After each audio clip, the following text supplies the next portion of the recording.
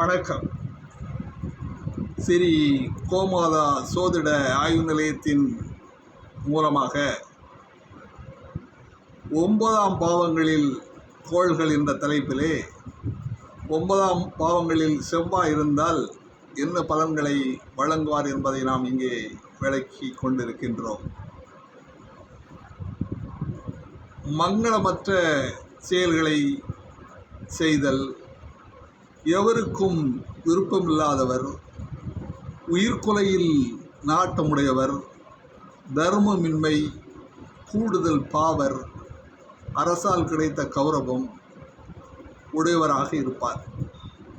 9ஆம் இடத்தில் செவ்வாய் இருக்கின்ற பொழுது இந்த பலன்களை ஏற்படுத்துவார் என்று இங்கே சோதிட நூல்கள் விளக்கி கொண்டிருக்கின்றன. வாழ்க வளமுடன்.